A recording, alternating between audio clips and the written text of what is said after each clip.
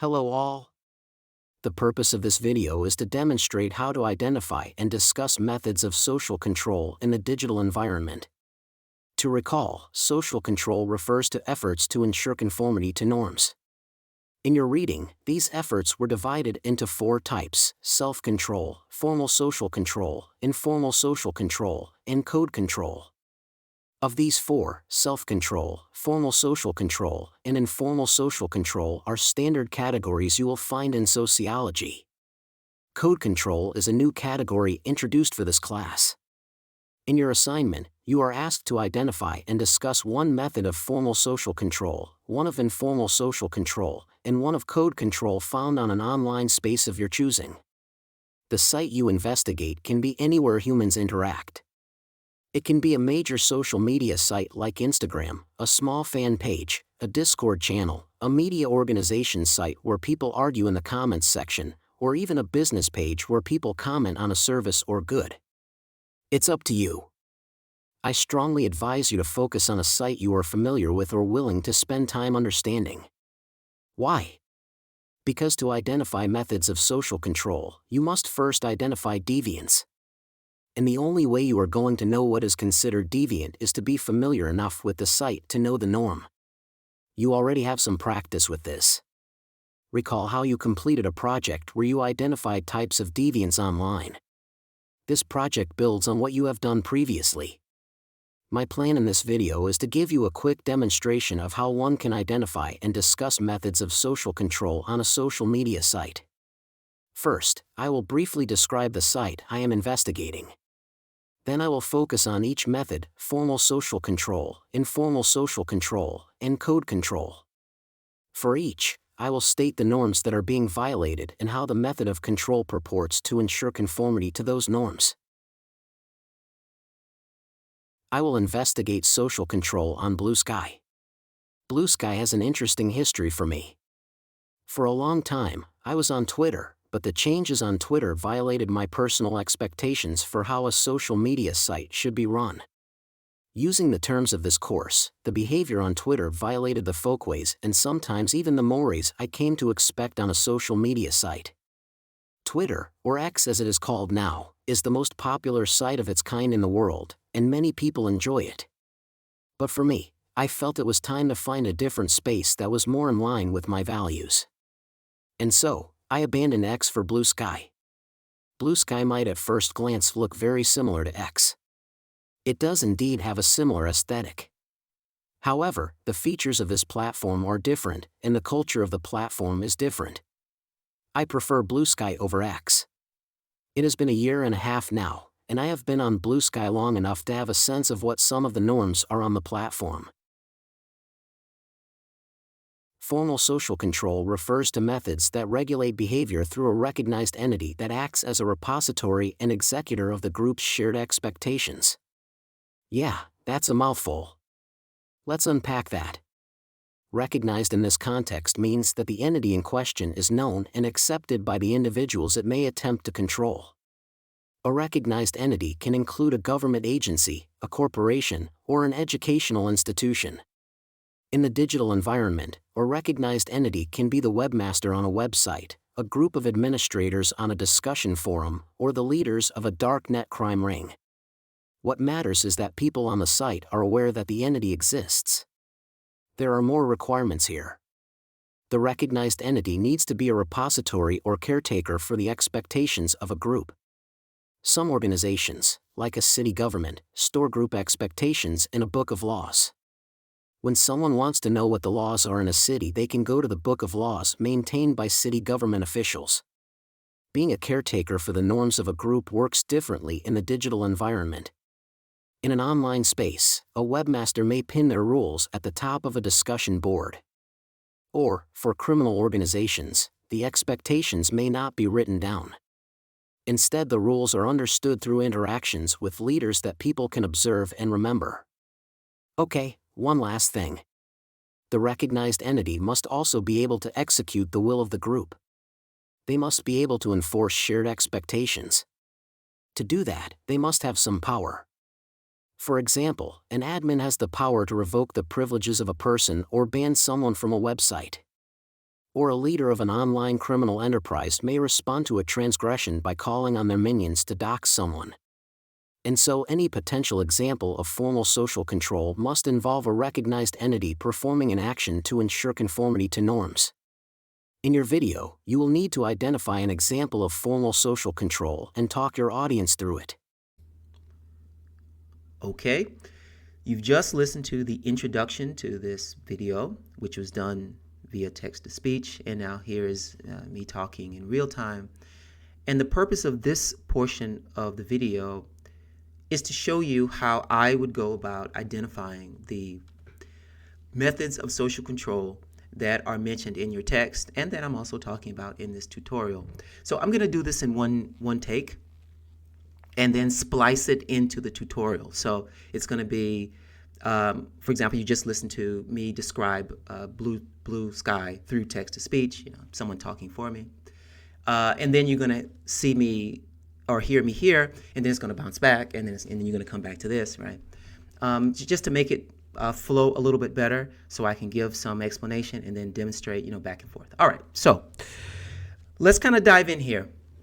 This is Blue Sky. This is where I spend some of my time on social media. I kind of bounce back and forth between this and Instagram and Facebook. Facebook is for the older folks. I still like it. I think the younger folks have kind of abandoned it, but still I spend some of my time there.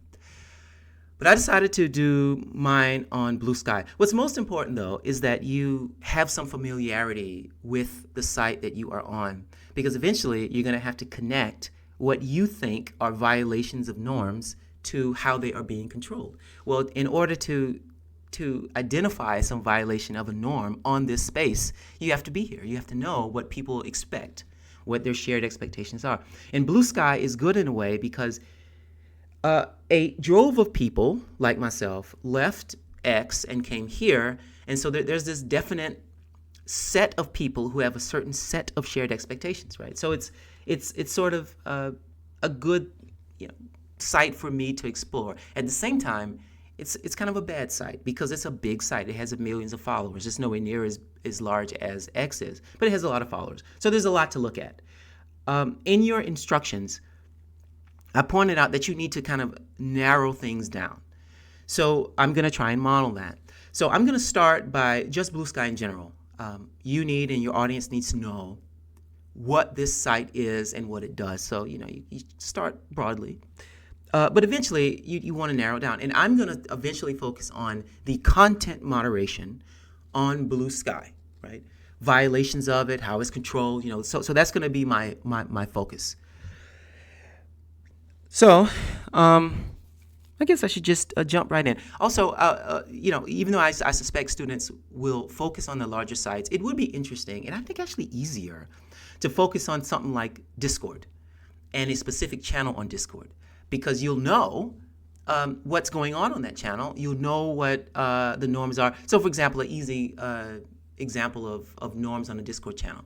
Maybe it's a baseball channel, right, where they're talking about a baseball team or something, and someone comes in and just talking all about football, right? Well, that's an easy example of violating a norm. And then you could probably see folks on that channel complaining about it, saying, "Hey, dude, what you doing? This is not a basketball channel." And then eventually maybe the admins come in and kick them out or block them or something. So smaller spaces might actually be better. Okay. In my experience, there are two main approaches to exploring social control. The first approach, which I don't think is the best, but I think it's the easiest way to get started, is to begin with the descriptions of the different types of social control, formal, informal, and code, and then look for those, right? So you've picked a space someplace and you say, okay, I'm going to look for informal social control in this space. So that's one way. You could start with the definitions or descriptions and then look for examples. I suspect that's the way that most students will go, but I don't know. Certainly when I started this, that was how I thought about it, right? But then I realized that the best way probably is to find an instance in the beginning of deviance and then look at all the ways in which it is attempted to be controlled by the audience. And that turned out eventually to be the most effective way for me going forward. So I started by just looking for, people complaining or something like that. I don't know. to try and find examples. But then I realized if I just look at one example, which turned out to be content moderation, and then look at all the many ways that people and the admins try and control content, I was able to get all the examples that I needed. Okay, let's start with formal social control. I'm going to give several examples. A few of them, though, are not really directly applicable to me, but I want to show you what might be applicable to you. So, there are many laws that govern whatever social media site or discussion board you're on. And so, while we're focusing on the digital environment, the traditional understanding of social control is about government agencies and corporations using methods of controlling behavior. So any law that's coming from a state will be a method of social control.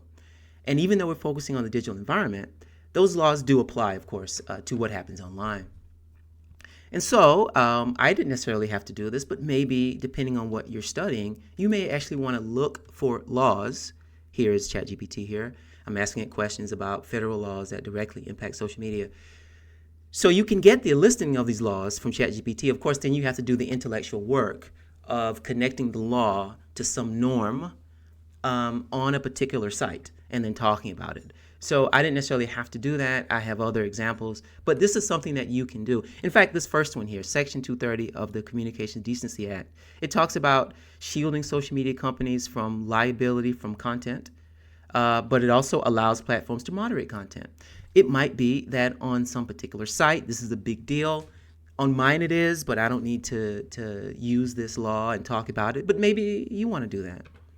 Maybe you're on a site that talks about copyright or that is selling something. And so the DMCA, which is about copyright liability, would be something you should explore or could explore. So keep in mind that although we're on or we're in a course where we're focusing on online behavior, and most of what I'm going to talk about is what is going on online, federal laws do impact what goes on online, and they are forms of formal social control, even state laws, right? Just any law in general, right?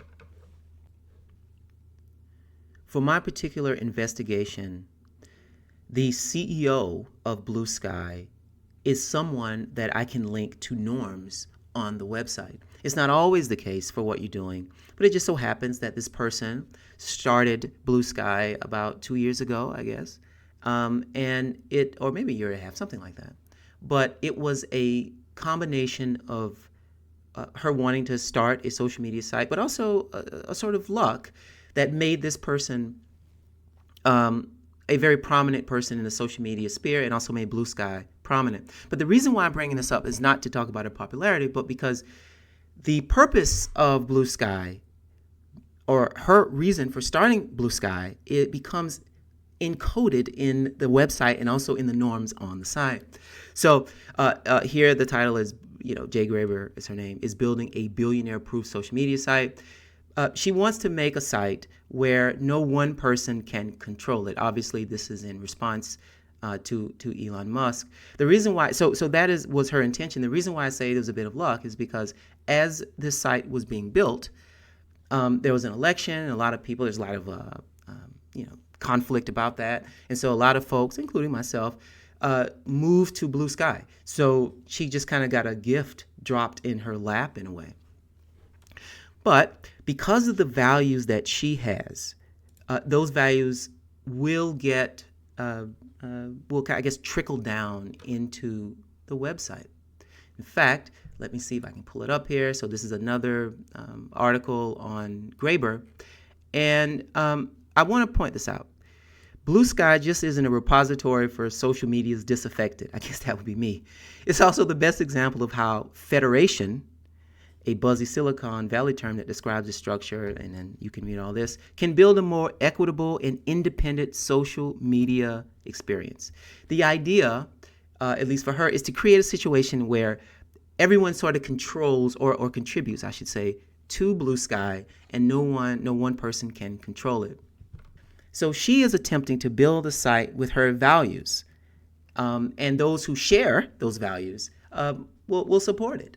And you can actually see that, and I actually support that as well. So you can see it in things like feeds and lists. So for example, this site, which I just joined, and doing this investigation, I was like, oh, what is this? So it's on my list now. It's called Black Sky. I did some digging. There's this collective of people who are boosting up or boosting the posts of Black users of Black Sky. Is that this idea of an equitable and decentralized space is the whim or the wish of the CEO, Jay Graber. So I can make this argument that this is a form of social control. Eventually, when I start talking about the actual code, then that might be code control. But right now, I'm just talking about the values and what I'm seeing. So this is kind of an example of it. This is a way of controlling what happens on the site. So just to bring it back to your assignment, you are talking to an audience about how to control things online. So this would be an example of how it can be done. The CEO can infuse their values in the site, as Graber has done. Let me give one more example of formal social control. This is the Blue Sky Moderation Service. This is a recognized authority on Blue Sky, to the point where if a user thinks that there is some content that offends them in some way, they can report it to the moderation service. And you can see the types of things that they would moderate: adult content, sexually suggestive, non-sexual nudity, all these types of things. These are things that, okay, if it's pointed out to Blue Sky Moderation, then they will block or hide that content. Excuse me, they don't block the content, they can hide that content.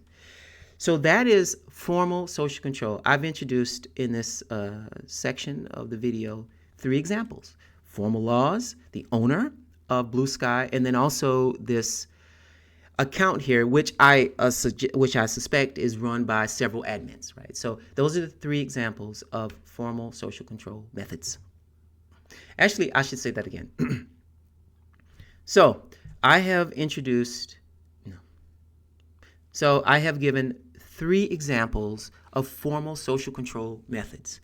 One is the CEO who is infusing her values of a federated space onto Blue Sky. So that is a method of social control. Another method, which was the first one I brought up, were laws that directly impact what happens on a site. That's controlling behavior. That's one. And then the third one that I brought up is the one that you're seeing here, which is the Blue Sky Moderation Service. This is an account that I suspect, I don't know, is run by admins who then might block or hide content. Informal social control refers to organically arising, spontaneous methods of ensuring conformity to norms. Informal methods arise organically and spontaneously. They are also temporary, in that a response to the same violation of norms may be handled entirely differently the next time. Most of the methods of social control one sees online are informal in nature. In my experience, it is easier to find and document methods of informal social control. Here are a few on Blue Sky. All right, let me give an example of informal social control.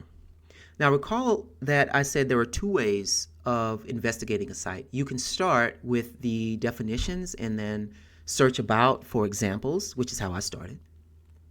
Or you can look for deviance, and then once you find that, analyze the responses to that deviance, and then categorize those responses as formal, informal, and code, which is how I eventually ended up completing this investigation.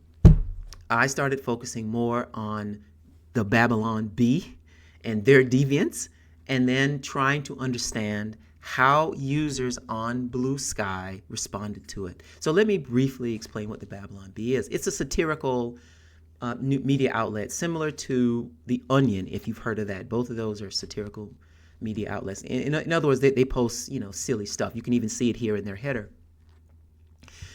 The difference between The Onion and the Babylon Bee is that the Babylon Bee is a right-wing satirical media outlet. So they post things that are funny from a right-wing perspective. Okay, well, actually, there's nothing wrong with that. Unfortunately, the Babylon Bee is in a space where many of the users find a lot of the jokes that they, or the things that they post, to be problematic. So when I found the Babylon Bee, it just made it easy for me to complete my investigation, right?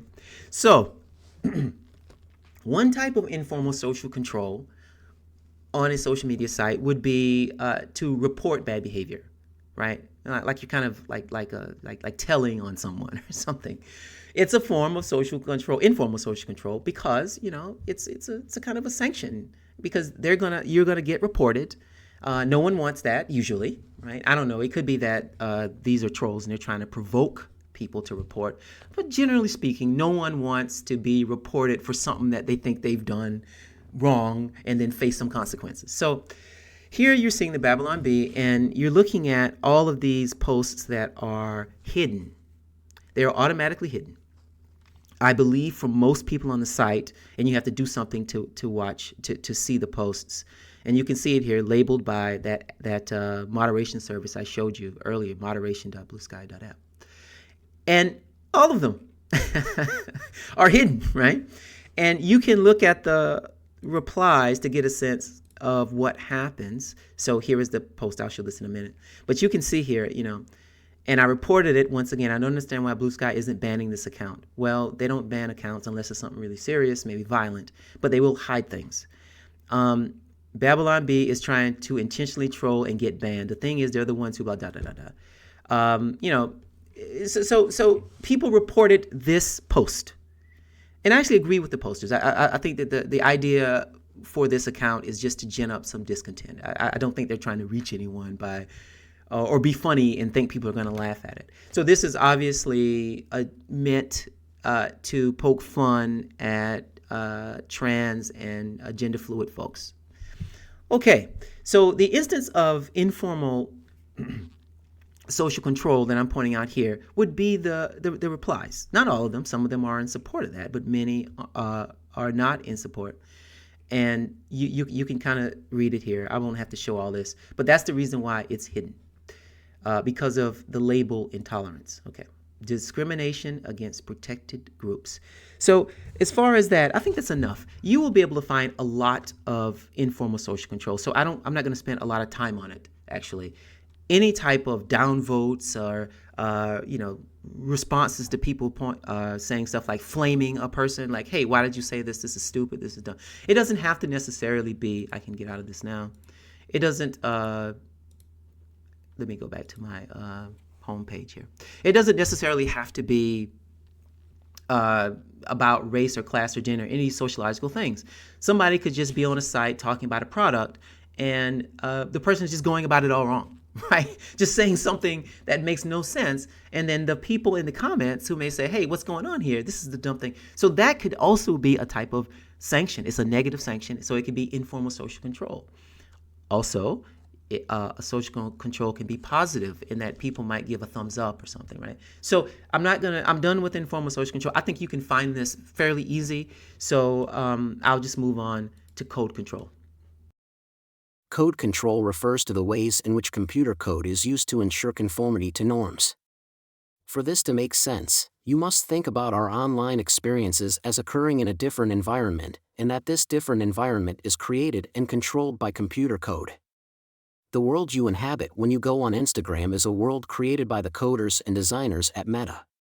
Code control is about changing the code, or even the settings and features, of an online space to ensure conformity to norms. Here are some examples of code control on Blue Sky. The third and final method of control is code control. Now recall when I was discussing formal social control, I brought up the CEO of Blue Sky, Jay Graber. Now I did this for several reasons. The first reason was I wanted to show to you that you can use the owner of a site as a recognized entity, and if that owner is doing something directly on that site to control behavior, then that would be an instance of form of social control. Now, in my case, there's just too many people on. Jay Graber is not that it's a large company. So Jay Graber is not, I don't suspect, right, sitting down and saying, oh, look at this user on Blue Sky, let's get that person off, right? So it doesn't quite work for my particular investigation, but it might work for yours. And so that was one of the reasons why I brought up Jay Graber. Another reason, which maybe wasn't clear in the beginning, is that it gives needed context for you to interpret what's happening. So Jay Graber, actually I did bring this up because I brought up the fact that one of Jay Graber's values is to make a site, in her words, billionaire proof, or I guess in the article's words that I showed you, billionaire proof, where no one can control what's going on that site. So that's one value. But I think another value is a sense of, avoiding intolerance, avoiding, slurs, avoiding misinformation, disinformation, right?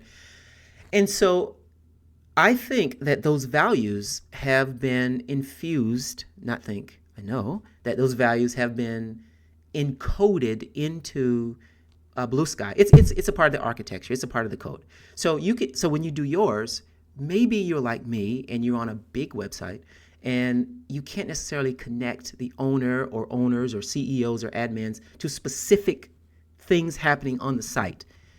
If you use a small website, you should be able to do that, but a larger one, it will be harder. But what you can do is argue that, okay, this collection of people, their values, these owners or these admins or the CEO, whatever, their values are encoded in the design of the site, and here is how, right? And that's the approach that I took for code control. So if I go to my page again, and I go to the settings, and I look in moderation, then I'll have so much control over what I see, right? So you've got these interaction settings, which I don't really use this stuff, actually. Like, for example, allow quote posts. So this was a big part of X, but it was also something that caused a lot of trouble for people because a large account would dump on a small one by quote tweeting. I guess it's quote tweeting. I think it's still tweeting, right? And so it's good that they have this here. I believe this is on X as well. But it's good that they have this here that you can stop people from doing that. You can also mute words and tags. You have moderation lists. You can mute accounts. You can block accounts. I don't think that this level of content moderation is available on X, although I haven't checked it in a while. But I do believe that the values of the owner on X are such that it's more about open, free speech, regardless of whether or not it might, cause some trouble for folks. The values on that side is that it's better that the information, no matter what, be open and free. Whereas here, there's nothing against free speech, but the user gets the freedom, I guess, to kind of choose what they want. So this is code control. Any one of these would be an instance of code control. Now, I have not, I blocked one account, but that's it. Otherwise, and that actually wasn't a bad account. He was just, I don't know, it was just commenting on my post too much, so I had to block him. But I have control over that, and that's one aspect of code control on Blue Sky.